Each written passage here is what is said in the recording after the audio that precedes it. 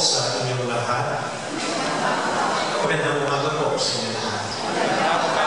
Kumusta po kayo? Mabuti po. Salamat. Ako po'y naniniwala na lahat tayo laging may hinihiling at ipinagdarasal at mga request sa ating Panginoon. Kaya po tayo nagsisimba, kaya po tayo lumulukod, kaya tayo nag-rosal at nag-novena, kaya tayo tumatawag sa Panginoon dahil may mga pinakikiusap tayo, may mga prayer request tayo, may mga hinihiling tayo kay Lord. Tulad po ng dalawang alagad ng Panginoon sa ating Ebanghelyo ngayon, hanggang kay St. Marcos, chapter 10. Lord, sabi ng dalawa, we want you, may gusto po kami hilingin sa inyo. We want you to do something for us. Minsan po may babaeng lumapit sa akin, sabi niya, Amo, may gusto po ako sa inyo. Sabi ko sa kanya, Ate, may asawa ka. Pari ako. Makamusta na tayo.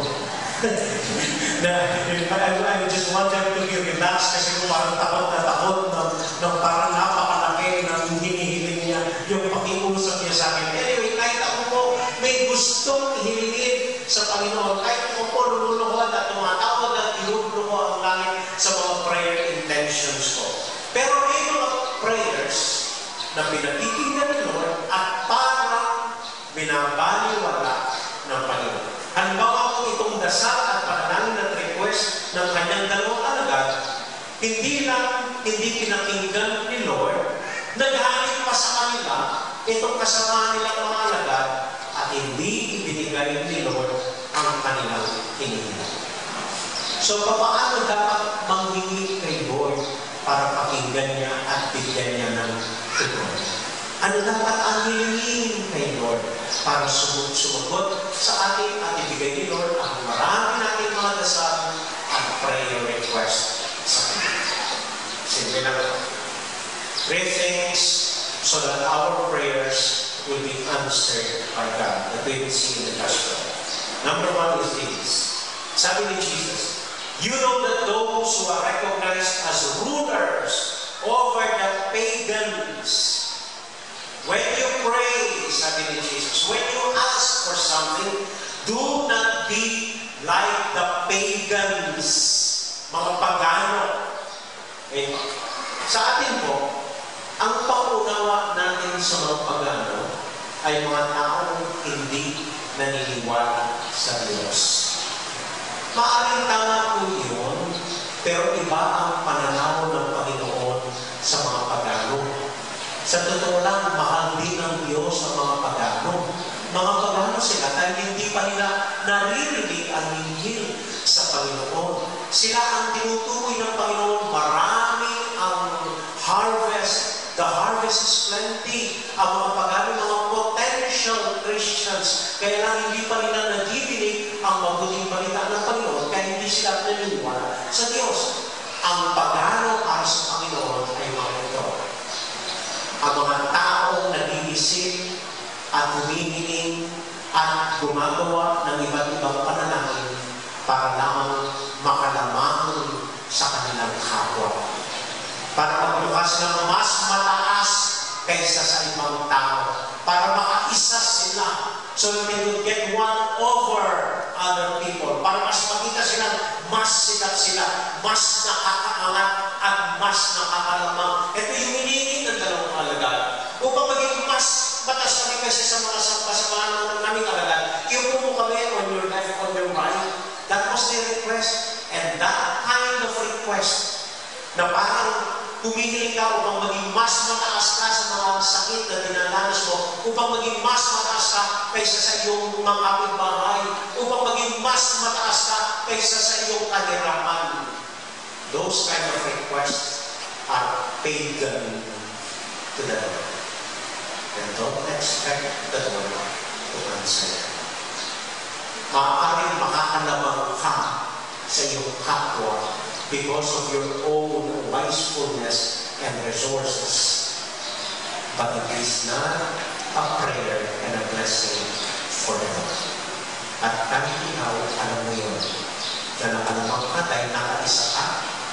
dahil kagustuhan. And you know how the Lord treats pagan? Again, in the New Testament, once He was telling His disciples, treat them like pagans, sabi ni Lord. Ang ibig sabihin nun, parang hindi nyo sila kakilala. So yung mga panalangin upang makalamang sa iyong kapwa, mga panalangin upang maisahan mo at maging mas mataas ka kaysa sa iba, hindi alam at hindi kilala at walang kaalam-alam ang Panginoon sa mga prayer request na meron. Amen? And ikalawa po, sabi ni Lord, if you want to be first, you should be servant of all.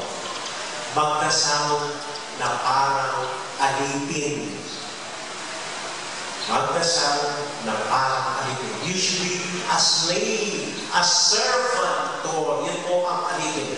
At ano ang alipin? Hindi yung putusan lamang, hindi yung sunod-sunod lamang, hindi yung wala nang pag-iisip at kung anong sabihin sa kanya, yung gawin. No. If you look at the first and second reading, the Lord, sabi niya, a servant, an alipin, he gives his life as an offering for others. Tapos dun sa second reading, we have a high priest who understands us, who sympathizes with us. Ito po ang alipin sa mata ng Panginoon. Ganito po, para mas konkreto. Ang alipin para sa Panginoon is a person who would take to himself the punishment that should be meant for others. Na kaya niyang dalhin, kaya niyang tanggapin sa sarili niya ang anumang paghihirap na karapat-dapat sa iba.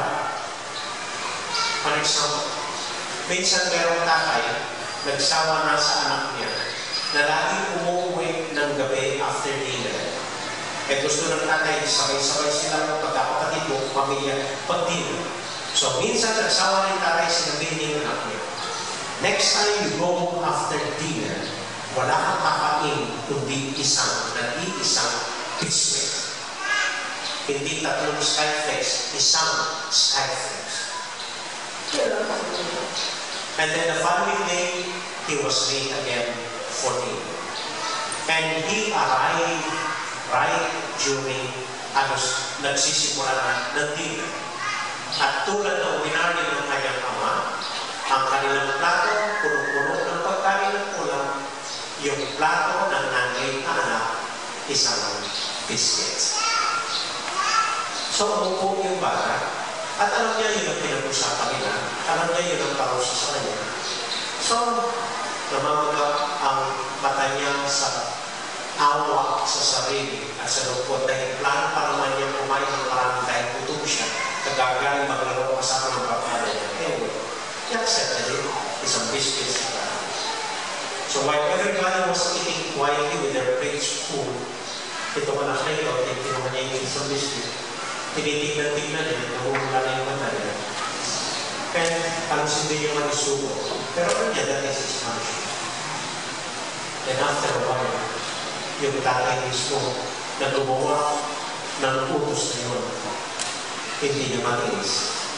Kinuha niya ang plato ng punong-punong ng pagkain, ipinasa sa anak niya, at kinuha niya yung plato ng biscuit. And the father quietly just ate the biscuit. He took the punishment that was meant for his son. We always hear parents like this. Baling mapsi kayo, baling dumami po, basta mapsi kayo. Mapang-ako na ng image sa aliwa ito. I was talking with Father Tico Pizzo. They buried his mother yesterday. And then sinasabi niya sa akin when we were standing before the coffin of his mother, sabi niya, alam mo, Mamo, yung nanay ko until the end, nanay pa rin. Dahil nasa hospital na siya, nagka-dialysis na, at kung ano-ano nang sinasaksak, naggamot sa katawan niya, iniintindi pa niya ang mga bisita niya. Yung mga bisita, pakainin niyo.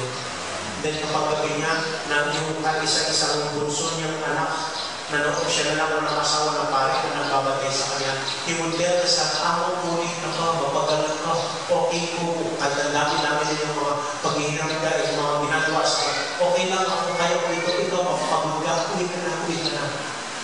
that they would willingly take the suffering for themselves instead of their loved ones suffering.